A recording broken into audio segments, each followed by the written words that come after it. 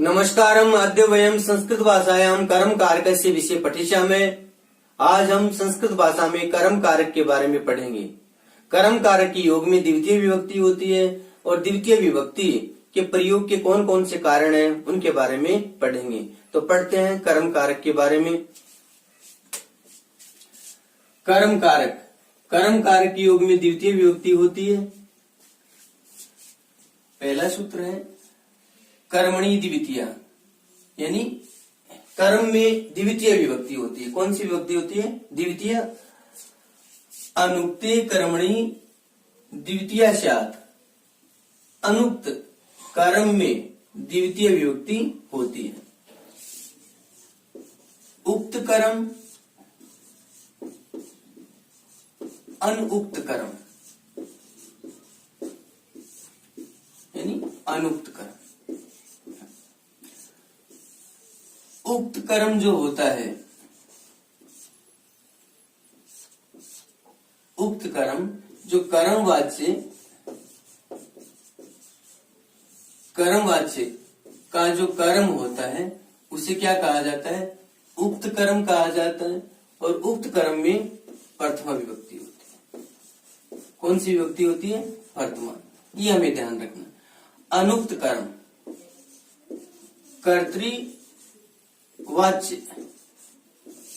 कर्तृवाच्य का कर्म अनुक्त कर्म कहलाता है। अनुक्त कर्म में द्वितीय विभक्ति होती है। तो यहां जो कर्म है, श्याम हरिम भजति, श्याम हरि को भजता है। यहाँ हरि में जो विभक्ति है वो द्वितीय है, ये कर्म है। और कौन सा कर्म है? अनुक्त कर्म, जिस कर्म के बारे में कहा नहीं गया। तो अनुक्त कर्म में विभक्ति कौन सी होगी? द्वितीय। इसी प्रकार उमा पुस्तकम पठति, पुस्तकम में विभक्ति द्वितीय है। क्यों है? अनुक्त कर्म के योग में।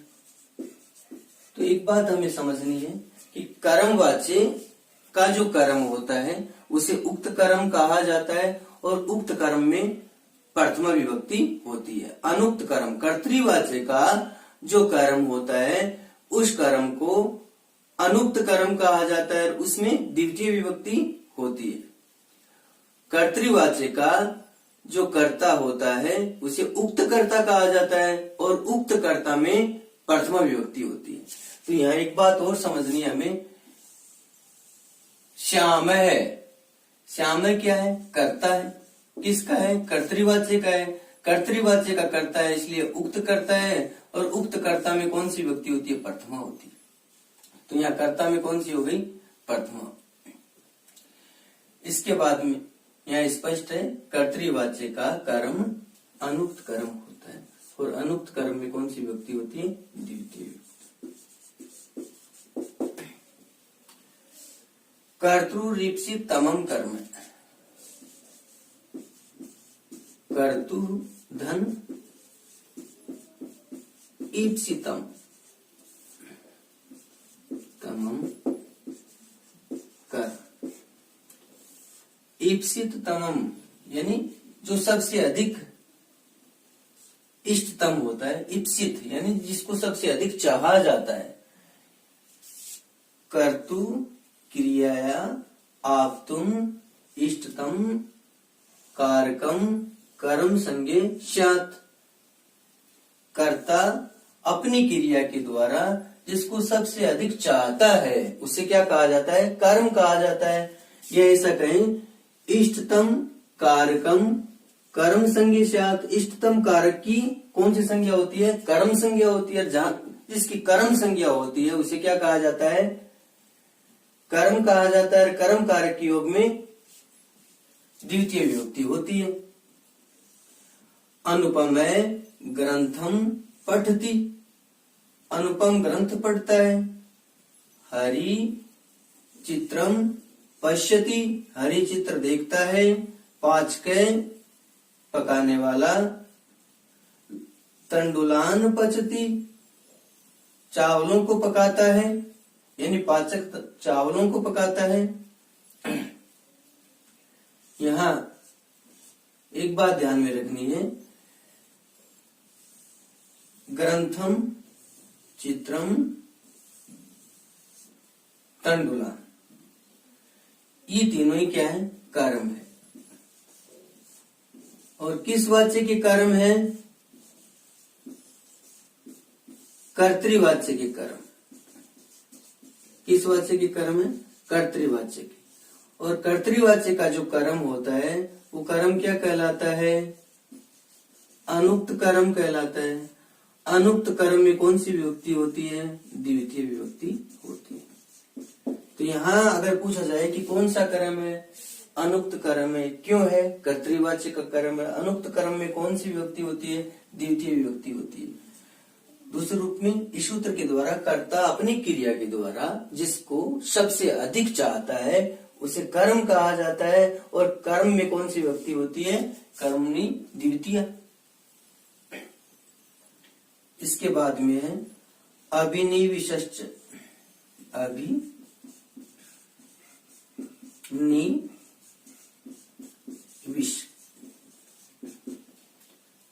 अभि तथा नी उपसर्ग के साथ में यदि विष धातु का विधान होता है तो वहां कर्म संज्ञा होती है। कर्म संज्ञा होने पर द्वितीय विभक्ति होगी।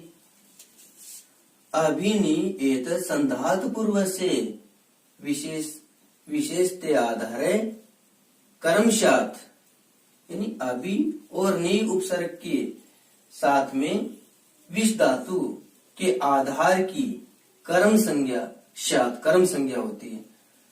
जैसे सन्मार्गम अभिनिविष्टे, सन्मार्ग पर चलता है। कुमार्गम अभिनिविष्टे, कुमार्ग पर चलता है। तो यहाँ अभिनिविष्टे के स्थान पर अभिनिवेश आए, अभिनिवेश आए तो क्या होता है? ये भी शुद्ध माना जाता है, ये ध्यान रखना है। सन्मार्गम अनिवेशते, तो यहाँ सन्मार्ग कौन सी विभक्ति है? द्वितीय विभक्ति। क्यों है? कारण क्या है? अभिनिविष्ट, अभिनिविष्ट इस सूत्र के द्वारा या विष धातु से पहले अभि और नी उपसर्ग का विधान होने पर उसकी क्या होती है? कर्म संज्ञा होती है। तो अभिनिविष्ट के योग में कौन सी विभक्ति होगी? द्वितीय विभक्ति होगी। किसमें? सन्मार्ग में और कुमार्ग। इसके बाद में अगला सूत्र है उपानंग ध्यांगवश। उप अनु अधि आंग वश। ये कह रहे हैं, सूत्र क्या कह रहे हैं? उप अनु अधि और आंग उपसर्गों के साथ में यदि वश धातु का प्रयोग होता है तो वहां द्वितीय विभक्ति होती है। कौन सी विभक्ति होती है? द्वितीय। उपाधि पूर्व से वस्ते आधारे कर्मशात। उप आदि जो उपसर्ग हैं कौन से हो गए? उपाधि में उप, अनु, अधि, आंग। इन उपसर्गों के बाद में यदि वश धातु आती है तो उसके आधार की क्या होती है? कर्म संज्ञा से कर्म संज्ञा होती है। यहाँ भी आधार की। क्यों? क्योंकि आधार में कौन सी विभक्ति होती है? सप्तमी। आधारे अधिकरण है। आधार में अधिकरण कारक होता है और अधिकरण कारक के योग में सप्तमी विभक्ति होती है। लेकिन ये कह रहे हैं कि उप, अनु, अधि और आंग उपसर्ग के बाद में यदि वश धातु का विधान होता है तो वहां अधिकरण की कौन सी संज्ञा होगी? कर्म संज्ञा। तो किसकी कर्म संज्ञा हो रही है? अधिकरण की हो रही है। यहाँ भी अधिकरण की। देखिए आप, हरि वैकुंठम उपवस्ति। हरि वैकुंठ में उपवस्ति निवास करता है, रहता है। तो यहाँ वैकुंठ में देखिए अधिकरण कारक आ रहा है, लेकिन विभक्ति कौन सी हो रही है? द्वितीय हो रही है। क्यों हो रही है? क्यों? इसलिए हो रही है कि उप उपसर्ग के साथ में बस धातु आ रही है, इसलिए आधार की कौन सी संज्ञा हो गई? कर्म संज्ञा हो गई। इसी प्रकार हरि वैकुंठम अनुबस्ति, यहाँ अनुपसर्ग आ रहा है बस धातु के योग में। हरि वैकुंठम अधिवस्ति, अधि उपसर्ग आ रहा है किसके साथ में? वस धातु के साथ में। हरि वैकुंठम आवस्ति, वैकुंठम में द्वितीय विभक्ति। तो कहने का मतलब यहाँ उपवस्थी के योग में, यहाँ अनुवस्थी के योग में, यहाँ अधिवस्थी के योग में, यहाँ आवस्थी के योग में वैकुंठम में कौन सी विभक्ति हो गई? द्वितीय हो गई। तो आधार की यहाँ अच्छा प्रश्न बनता है कि द्वितीय विभक्ति किसकी हुई है? आधार की हुई है। क्यों हुई है? क्योंकि वस धातु के साथ में यदि उप, अनु, अधि और आंग उपसर्ग में से कोई उपसर्ग आता है और उसके साथ में वस धातु आती है तो वहां आधार की क्या होती है? कर्म संज्ञा होती है। यहाँ ध्यान देने योग्य बात यह है भुक्त्यार्थ से यानी भूखा रहना या उपवास अर्थ में, यानी उपवस्थी का अर्थ उपवास करना होता है या भूखा रहना होता है, तब वहां आधार की अधिकरण संज्ञा नहीं होगी, तब वहां आधार की अधिकरण संज्ञा ही होगी, कर्म संज्ञा नहीं होगी। ये बात हमें ध्यान रखनी है। कब? जब उपवस्थी का अर्थ क्या होता है? उपवास करना होता है या भूखा रहना होता है, तब वहां आधार की अधिकरण संज्ञा ही होगी, वहां कर्म संज्ञा नहीं होगी। इस बात को हमें ध्यान रखना है। जैसे ये आ गया उदाहरण में वने उपवस्थी, वन में उपवास करता है, यहाँ सप्तमी विभक्ति है, इसका मतलब क्या? अधिकरण कारक है और अधिकरण कारक है तो उपवस्थी का अर्थ यहाँ क्या? रहना न होकर क्या है? उपवास करना है। क्यों? क्योंकि यहाँ सप्तमी विभक्ति है। सप्तमी विभक्ति होते ही उपवस्थी का अर्थ क्या होगा? उपवास करना होगा। तो इस बात को हमें अच्छे से समझना है। वन में उपवास करता है तो विकल्प ये आ गया हरि वैकुंठम उपवस्थी, हरि वने उपवस्थी। तो यहाँ उपवस्थी है और यहाँ भी क्या है? उपवस्थी है। इसमें से किसका अर्थ है? वो उपवास करना है। तो जहां सप्तमी विभक्ति का प्रयोग होता है उपवस्थी के साथ में, वहां उसका अर्थ क्या होता है? उपवास करना होता है या भूखा रहना होता है, वहां कर्म संज्ञा नहीं होती। इस बात का हमें ध्यान रखना है। सूत्र क्या है इसका? भुक्त्यार्थस्य भुक्त्यार्थस्य अधि सिंह इस्ता शाम कर्म, ये करे अधि सिंह इस्ता और आस धातु क्या है? अधि सिंह इस्ता और आस, अधि उपसर्ग के साथ में सिंह धातु, इस्ता धातु या आस धातु आती है तो उसकी क्या होती है? कर्म संज्ञा होती है। और कर्म संज्ञा जहां होती है वहां द्वितीय विभक्ति होती है। इस बात का हमें ध्यान रखना है। तो यहाँ उपसर्ग कौन सा हो गया? अधि हो गया। अधि उपसर्ग के साथ में धातु कौन सी हो गई? सिंह, सिंह का अर्थ सोना, इस्ता मानी ठहरना, बैठना, और आस। अधि उपसर्ग के साथ में सिंह धातु आवे, इस्ता धातु आवे या आस धातु आवे तो वहां क्या होती है? आधार की कर्म संज्ञा होती है। अधि पूर्वाणाम एसाम आधारे कर्म शात, यानी अधि उपसर्ग के साथ में सिंह, इस्ता और आस धातु आती हैं, एसाम यानी इन धातुओं के आधार की क्या होती है? कर्म संज्ञा होती है। जैसे हरि वैकुंठम अधिशेते, हिंदी देखिए आप, हरि वैकुंठ में सोता है, वैकुंठ में आधार हो गया। और आधार में कौन सी विभक्ति होती है? सप्तमी होती है। आधार है अधिकरण, अधिकरण कारक होता है, लेकिन ये करें नहीं। यहाँ अधि उपसर्ग के साथ में कौन सी धातु आ रही है? सेते यानी सिंह धातु आ रही है। तब उस आधार की क्या हो जाएगी? कर्म संज्ञा हो जाएगी। क्या हो जाएगी? कर्म संज्ञा। और जब कर्म संज्ञा होगी तो विभक्ति कौन सी हो गई? द्वितीय हो गई। तो यहाँ पूछा जाए कि द्वितीय विभक्ति का कारण क्या है? अधिशेते के योग में हरि वैकुंठम अधितिष्ठति, तो यहाँ वैकुंठम में द्वितीय विभक्ति क्यों है? अधितिष्ठति के योग में। तिष्ठति इस्ता धातु है, इस्ता मानी बैठना। भविष्य काल में स्ताशति, स्ताशित, स्ताशंति रूप चलते हैं। शेष लकारों में तिष्ठति, तिष्ठते रूप चलते हैं, जिसकी परिचय सामने पहले भी की है। हरि वैकुंठम अध्यास्ते, यहाँ आदि उपसर्ग के साथ में आस धातु है, इसलिए आधार की क्या हो गई? कर्म संज्ञा हो गई। और कर्म संज्ञा जिसकी होती है वहां द्वितीय विभक्ति होती है।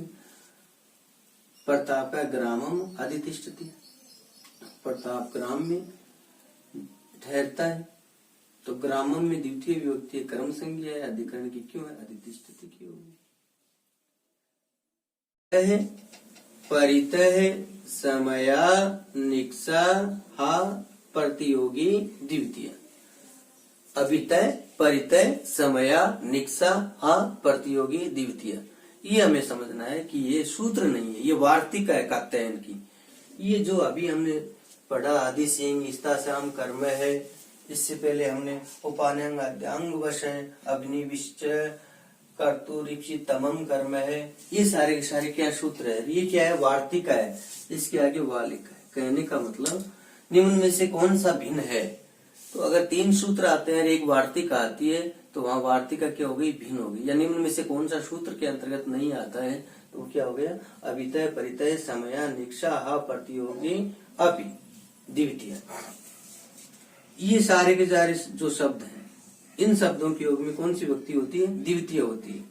अभितय का अर्थ दोनों ओर, परितय का अर्थ चारों ओर, समय का अर्थ समीप या पास या निकट, निक्षा का अर्थ भी समीप पास या निकट, हा अफसोस करना या दुख व्यक्त करते हैं तब इसका प्रयोग किया जाता है। प्रति और या तरफ, इन शब्दों के योग में कौन सी विभक्ति होती है? द्वितीय होती है। ये विभक्ति कौन सी कहलाती है? उपपद विभक्ति कहलाती है। ये हमें ध्यान रखना है। यहाँ कर्म कारक के योग में नहीं है, उपपद विभक्ति है। उपपद क्यों कहा गया है? कि इन पदों के योग में यहाँ विभक्ति हो रही है। कौन से पद? अभितय परितय समया निक्षा हा प्रति, इन पदों के योग में द्वितीय विभक्ति हो रही है, इसलिए इस विभक्ति को क्या कहा जाता है? उपपद विभक्ति कहा जाता है।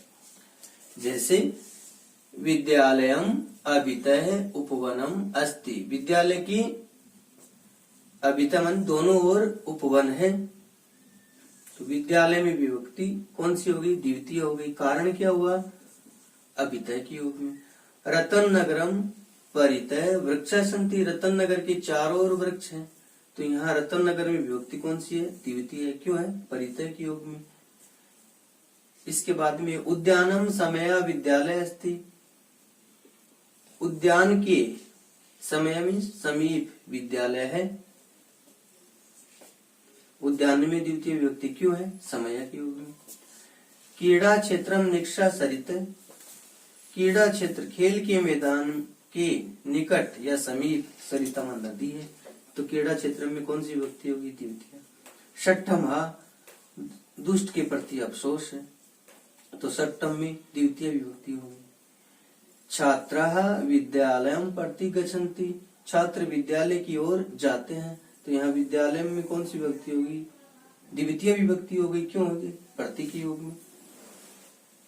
तो ये जो शब्द हैं, इन शब्दों के योग में कौन सी विभक्ति होती है? द्वितीय होती है। वो विभक्ति कौन सी कहलाती है? उपपद विभक्ति कहलाती है। यहाँ उपपद द्वितीय विभक्ति है। तो यहाँ एक अच्छा प्रश्न बन गया, जैसे आ गया हरि वैकुंठम अधिशते वने उपवस्ति, एक ही आ गया उद्यानम समया विद्यालयम अस्ति, तो किस वाक्य में उपपद विभक्ति है? तो अभितय परितय समय निक्षा में से इनमें से कोई एक उदाहरण आता है, तो उस उदाहरण में कौन सी हो गई? उपपद विभक्ति हो गई। ये अच्छा प्रश्न बन गया। इसके बाद में अंतरा अंतरेण युक्ति, अंतरा अंतरेण, बीच में, अंतरा और अंतरेण का अर्थ क्या होता है? बीच में। तो अंतरा और अंतरेण की योग में कौन सी विभक्ति होती है? द्वितीय विभक्ति होती है। अंतरा त्वाम माम च हरि, त्वाम तुम्हारे, मामन मेरे, च मानी और, तुम्हारे और मेरे बीच में हरि है। अंतरा का अर्थ क्या होता है? बीच में। तुम्हारे और मेरे बीच में हरि है, तो यहाँ त्वाम और माम में कौन सी विभक्ति हो गई? द्वितीय विभक्ति हो गई। क्यों हुई? अंतरा के योग में। इसी प्रकार अंतरेण हरिम न सुखम, यहाँ अंतरेण का अर्थ बिना है। क्या है? बिना। अंतरेण हरिम न सुखम, हरि के बिना सुख, न सुखम सुख नहीं है, तो यहाँ हरि में विभक्ति कौन सी है? द्वितीय है। क्यों है? अंतरेण की योग में। अंतरेण का अर्थ क्या हो गया? बिना हो गया। तो हरि के बिना सुख नहीं है। इस प्रकार हमने ये कुछ द्वितीय विभक्ति जो कर्म कारक है उसके नियमों के बारे में जाना, उनके सूत्रों के बारे में और वार्तिका के बारे में जाना। धन्यवाद। शेष स्वपटिश्याम। सत्यमेव जयते।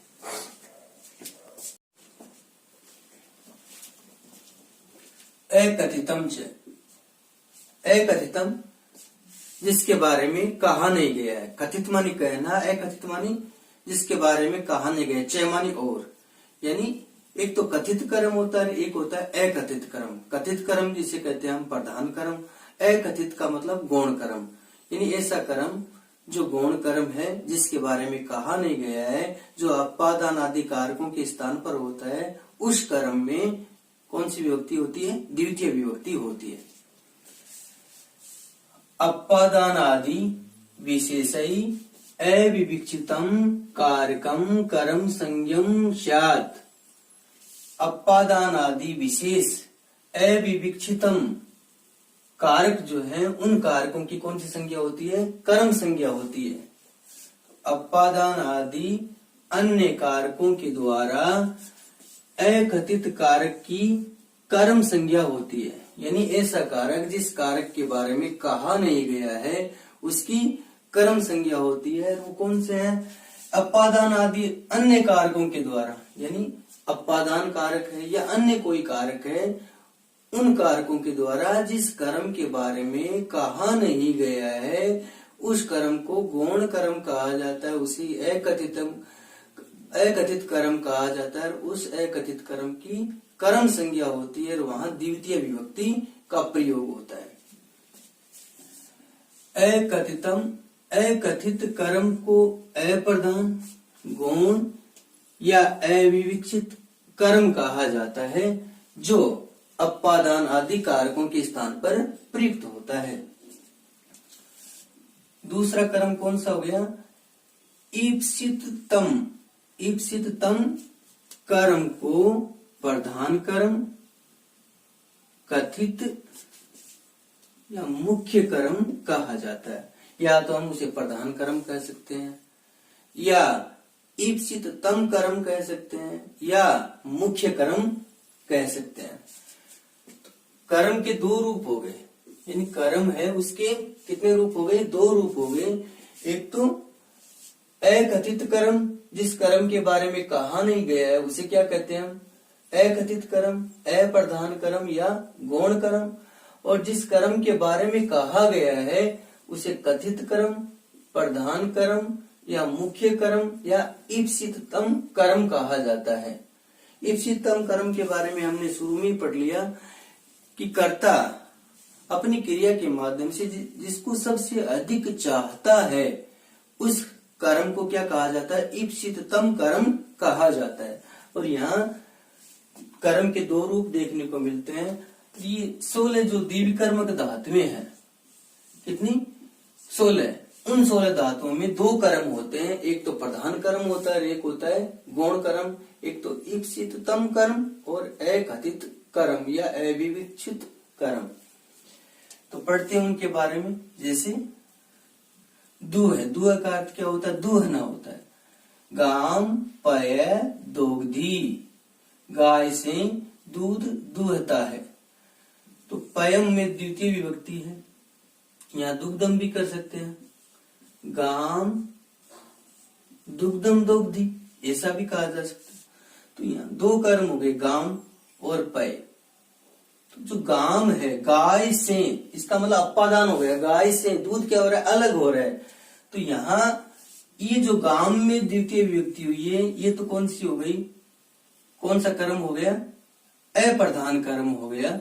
और ये कौन सा कर्म हो गया? ईप्सित कर्म हो गया, ईप्सित तम कर्म हो गया ये कर्म। और ये कौन सा हो गया? अपादान आदि कारकों के द्वारा विविक्षित होने पर ये अकथित कर्म हो गया। इसी प्रकार वामने वलीम वसुदाम याचते, वामन बलि से पृथ्वी को याचते मानी मांगता है। तो यहाँ बलीम में द्वितीय विभक्ति है और वसुदाम में भी द्वितीय विभक्ति है। तो ये कौन सी होगी? ईप्सित और ये अकथित। सा तंडुलान ओदनम पचती, वह चावलों से भात पकाता है। तो ओदनम और तंडुलान दोनों में द्वितीय विभक्ति है, दो कर्म है। यहाँ मुख्य कर्म, यहाँ गौण कर्म निरपय है। देवदत्तम सत्तम दंडयति, राजा देवदत्त को 100 रुपए का दंड देता है, सजा देता है। देवदत्तम और सत्तम में द्वितीय विभक्ति, ये ईप्सित तम कर्म हो गया और ये अकथित कर्म हो गया। स वज्रम ग्रामम अवरुणधि, प्रजम द्वितीय यानी कर्म हो गया एक ही, ग्रामम ये कर्म हो गया। तो यहाँ भी द्वितीय है, यहाँ भी द्वितीय विभक्ति है। ये कौन सा हो गया? ईप्सित, ईप्सिततम, और ये हो गया अकथितम। सा माणकम पंथान पृच्छति, वह बच्चे से मार्ग को पूछता है। प्रधान या मुख्य, ये अप्रधान या गौण या अकथित कह सकते हैं। मालाकार वृक्षम फलानि अवचिनोति, माली वृक्ष से फलों को चुनता है। वृक्षम और फलानि ये दो कर्म है। ये कौन सा हो गया? ईप्सिततम कर्म, और ये हो गया अकथितम कर्म। स माणवकम धर्मम ब्रूते, वह बच्चे से धर्म कहता है, यानी धर्म के बारे में कहता है।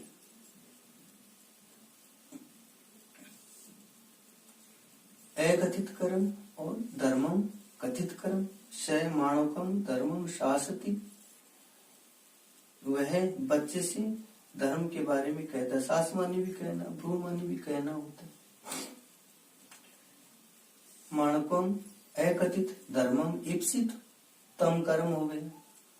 जय देव देवदत्तम सत्यम जयति, जयदेव देवदत्त से 100 रुपए जीतता है। देवदत्तम में और सत्यम में कर्म कारक है, दो कारक हो गए। कर्म कारक देवदत्त और सत्यम, यहाँ भी द्वितीय विभक्ति, यहाँ भी क्या हो गई? द्वितीय विभक्ति। ये ईप्सित कारक हो गए और ये हो गया अकथितम कारक। स क्षीर निधि वसुधाम मथनाति, वह क्षीर निधि से वसुधाम अमृत को मथनाति माने मथता है, निकालता है।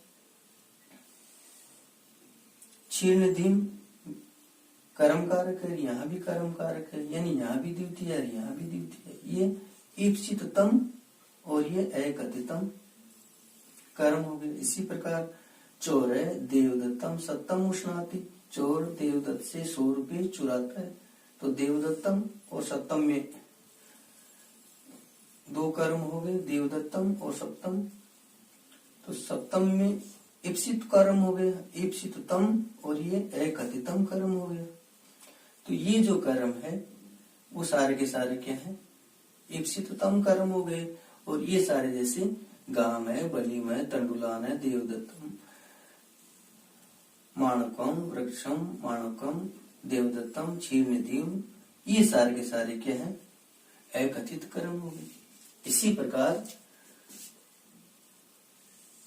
नीम ले जाना, गोपाल के ग्रामम अजाम नयति, गवाला गांव से अजा को यानी बकरी को ले जाता है।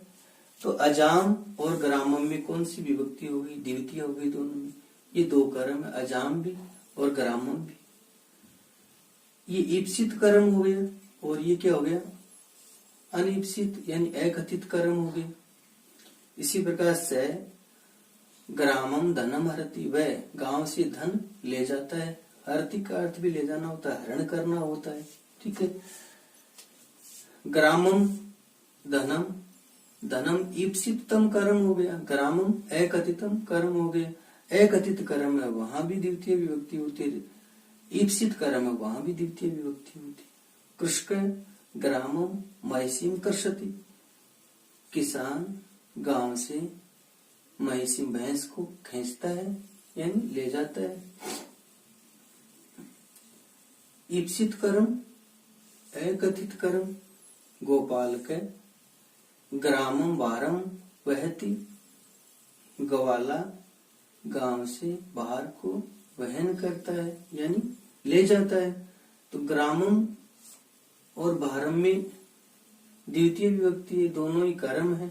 ये भारम ईप्सित तम कर्म हो गया और ये क्या हो गया, अकथित कर्म हो गया। तो कर्म दो होते हैं। इस प्रकार का अगर 16 द्विकर्मक धातुएं हैं, उन धातुओं के योग में कितने कर्म होते हैं, 2 कर्म होते हैं। एक तो प्रधान कर्म और एक गौण कर्म होता है। यानी एक ईप्सित कर्म हो गया, ईप्सित तम कर्म हो गया, दूसरा अकथित कर्म हो गया। उन कर्मों के बारे में अगर पूछा जाए, जैसे ये आ गया उदाहरण, गोपाल के ग्रामम अजाम नयति, ग्वाला गांव से बकरी को ले जाता है। तो यहाँ जो कर्म है दो, इसमें ईप्सिततम कर्म कौन सा है, तब तो हम बताएंगे अजाम है। अकथित कर्म कौन सा है, तब हम बताएंगे ग्रामम है। यहाँ किसके स्थान पर हुआ है अकथित कर्म, देखिए आप, यहाँ अपादान कारक की विवक्षा है। गांव से, गोपाल के गांव से बकरी को ले जाता है, तो ग्रामात आना चाहिए यहाँ, लेकिन यहाँ क्या आ रहा है, कर्म कारक द्वितीय विभक्ति हो रही है, तो अपादान कारक की विवक्षा है यहाँ। तो क्या कहेंगे, अपादान आदि अन्य कारकों की विवक्षा होने पर। तो ये 16 जो धातुएं हैं द्विकर्म, उनको हमें ध्यान रखना है।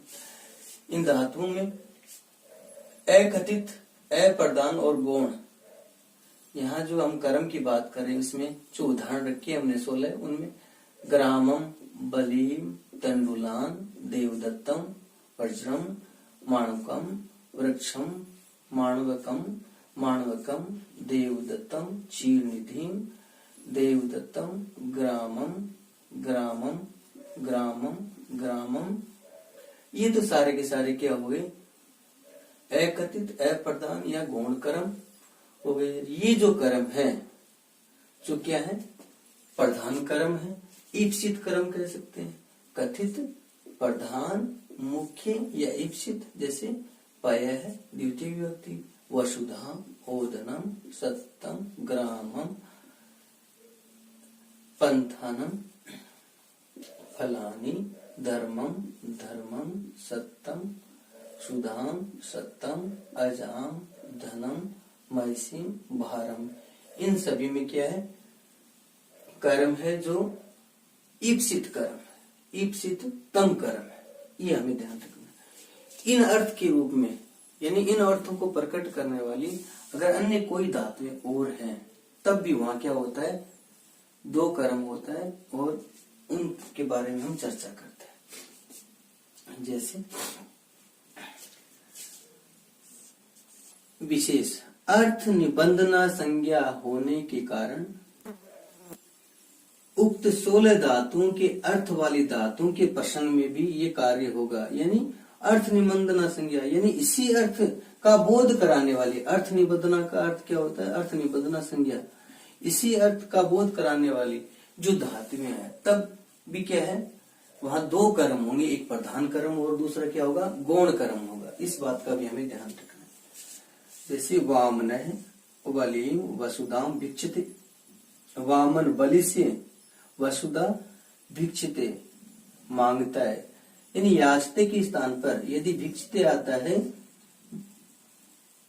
तब भी वहां क्या है, 2 कर्म होंगी। वसुधाम ईप्सिततम कर्म हो गया, और वलीम अकथित कर्म हो गया। इसी प्रकार से रामेश्वरम सत्यम भिक्षते, वह रामेश्वर से 100 रुपये मांगता है, याचते के स्थान पर भिक्षते आता है। तो ये क्या हो गया, ईप्सिततम कर्म हो गया। ये कौन सा हो गया, रामेश्वरम में द्वितीय विभक्ति है, कर्म भी है, ये अप्रधान यानी अकथित कर्म हो गया। इसी प्रकार से माणवकम धर्मम भासते, वह बच्चे से धर्म के बारे में कहता है। ब्रूते के स्थान पर अगर भासते आता है, तब भी वहां क्या होगी, द्वितीय विभक्ति होगी। और ये कौन सा कर्म हो गया, अकथित कर्म। ये क्या हो गया, कथित कर्म यानी ईप्सित कर्म हो गया। तो ये बात भी हमें ध्यान रखनी है। इसके बाद में है कालो धवनोर अत्यंत संयोगी। काल काल धन अधवनो धन अत्यंत, यानी यहाँ ए और ए मिलकर के क्या हो गया, आ हो गया। काला धवनो, रे का विसर्ग हो गया तो धवनो अत्यंत संयोगी। काल का मतलब समय हो गया, अधवनो का मतलब मार्गवाची क्या है। अगला सूत्र है कालो धवनो अत्यंत संयोगी। काल और अधवनो अत्यंत, यानी काल तथा अधवनो मार्गवाची, काल तथा मार्गवाची शब्दों का अत्यंत संयोग होने पर वहां कौन सी विभक्ति होगी, द्वितीय विभक्ति होगी। अगर अत्यंत संयोग नहीं होता है कालवाची तथा मार्गवाची शब्दों में, तब वहां षष्ठी विभक्ति होगी। इस बात का हमें ध्यान रखना है।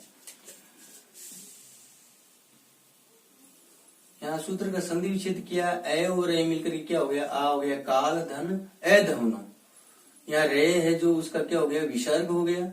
और अत्यंत का मतलब निकटता। कालवाची व मार्गवाची शब्दों में द्वितीय विभक्ति होती है अत्यंत संयोग होने पर।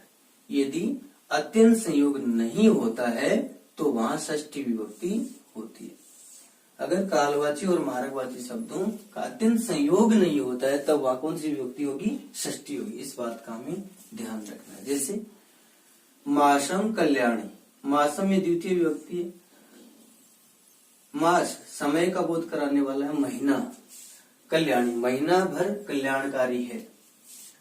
मासम गुड़ धाना, महीने भर गुड़ और धान। मासम दधी पुकनते, महीने भर दही का उपयोग करते हैं, खाते हैं। मासम मंगलोत्सव है, महीने भर या मास भर मंगल उत्सव है। क्रोशम कुटिला नदी, नदी कोश भर टेढ़ी है। क्रोशम गिरी, कोश भर पर्वत है। क्रोशम वृक्षा, कोश भर पेड़ है, वृक्ष है। योजनम सरला नदी, योजन भर नदी सरल है। तो कहने का मतलब मासम मासम मासम मासम क्रोशम क्रोशम क्रोशम योजनम, ये जो शब्द है यहाँ समय का और यहाँ क्या है, मार्ग का। कोश भर और योजन, ये मार्ग, इनमें अत्यंत संयोग है। अत्यंत संयोग होने के कारण इन सभी में कौन सी विभक्ति हो गई, मासम में और क्रोशम में द्वितीय विभक्ति हो गई। किस सूत्र के कारण, काल धवनो अत्यंत संयोगी। तो अगर यहाँ पूछा जाए मासम में द्वितीय विभक्ति का कारण क्या है, काल के कारण हो गया, यानी काल धवनो अत्यंत संयोगी के कारण। कालवाची शब्द, यहाँ कालवाची कालवाची कालवाची।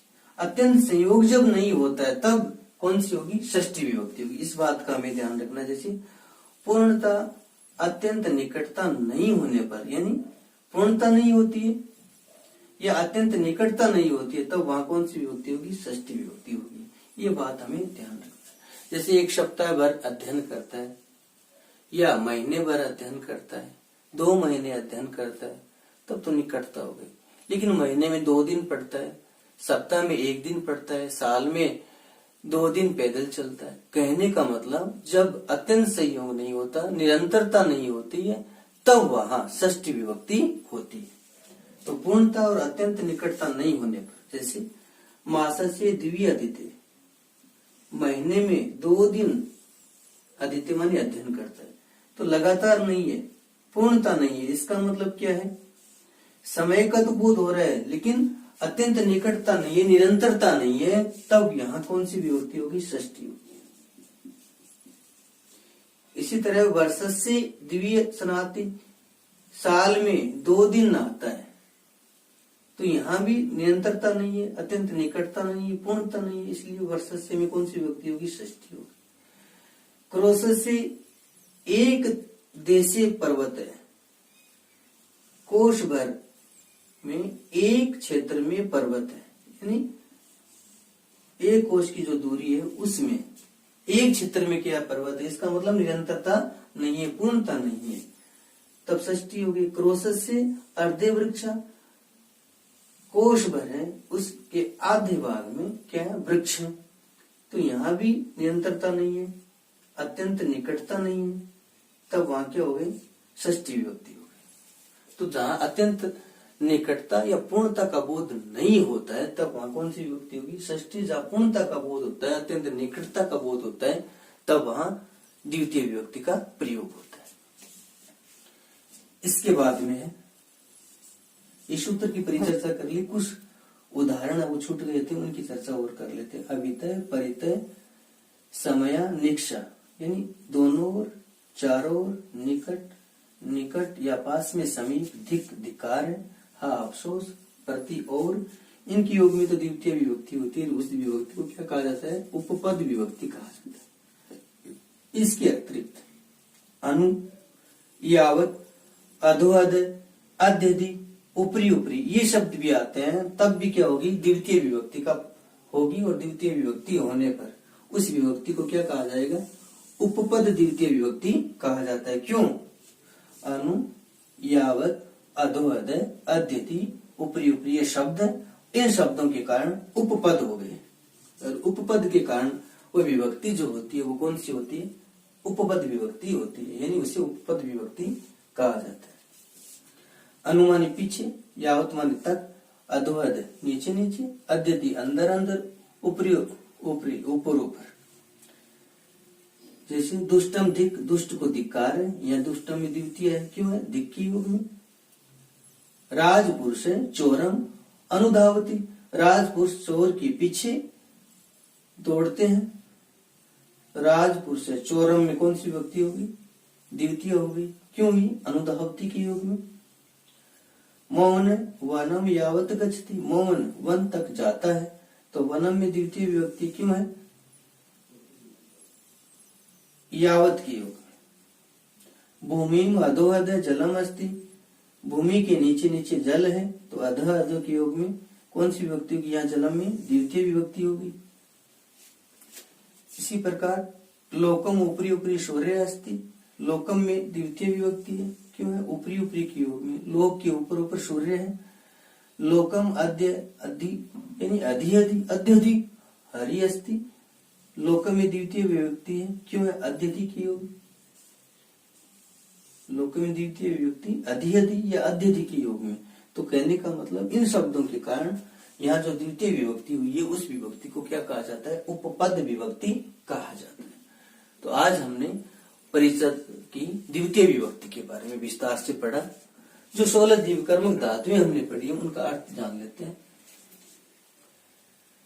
दुह, दुहना, याच मांगना, पच पकाना, दंड दंड देना, रुद्ध रोकना, पृच्छ पूछना, ची चूनना, ब्रू बोलना, सास कहना, जी जीतना, मथ मथना, मुश चुराना, नी ले जाना, हरि हरण करना, कृष खींचना, खींचना, वह ले जाना।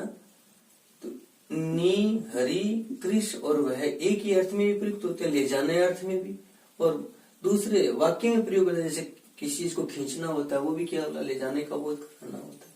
हरण करना होता है वो भी क्या, ले जाने का बोध कराता है। वह वहन करना यानी वो भी ले जाने का बोध कराता है। ये 16 द्विकर्मक धातुएं होती है और इनके लिए जो सूत्र प्रयुक्त हुआ है वो क्या है, अकथितम च या और का बोध कराता। और कौन सी हो गई, जो कथित है, यानी कर्म दो हो गए, एक तो क्या कथित और एक हो गया अकथित। ये हो गया प्रधान इप्सित और ये हो गया अप्रधान या गौण कर्म। व्रजम गाम अवरुणोदी, इसका हमने पहले उच्चारण किया तो वाचन अशुद्ध हो गया, गाम की जगह क्या बोला गया, गांव बोला गया। वह व्रज में गाय को रोकता है। तो ये जो गाम है इसमें तो इप्सित कर्म हो गया, व्रजम में कौन सा कर्म हो गया, अकथित कर्म हो गया। यानी अकथित कर्म कह दें या अप्रधान या गौण या अविवक्षित कर्म कह दें।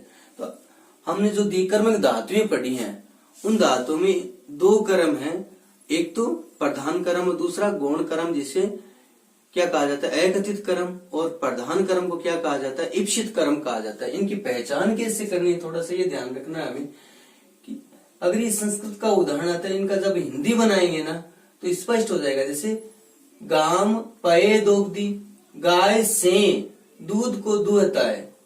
वामनय बलिम वसुधाम यास्ते, वामन बलि से पृथ्वी को मांगता है। यहाँ क्या आ रहा है, से आ रहा है, यहाँ भी से आ रहा है। सा तंडुलान ओदनम पचती, वह चावलों से भात पकाता है, यहाँ भी से आ रहा है। इसी प्रकार देखिए ये उदाहरण है, इसमें क्या है, वह ब्रज में, यहाँ क्या आ रहा है, में आ रहा है, कौन सा कारक आ रहा है, में, वह ब्रज में गाय को रोकता है। तो जब हम इनका हिंदी निकालेंगे, हिंदी अर्थ लगाएंगे, तो या तो से कारक चिन्ह आएगा या मैं आएगा। तो वहां जो कर्म है जिनके साथ में से में या अन्य कोई कारक चिन्ह आता है को छोड़ करके, तब वो कौन सा कर्म होगा, एकथित कर्म, अप्रधान कर्म या गौण कर्म होगा। और जो ये कर्म है इनमें कौन सा कर्म है, ईप्सित कर्म है। और यहाँ हमने यहाँ भी लिखने में अशुद्धि करती थी, ग्राम की जगह क्या है, गाम, क्या है, गाम है, ये ध्यान रखना। शेषाचय स्वपटिश्यामः। धन्यवाद। सत्यमेव जयते।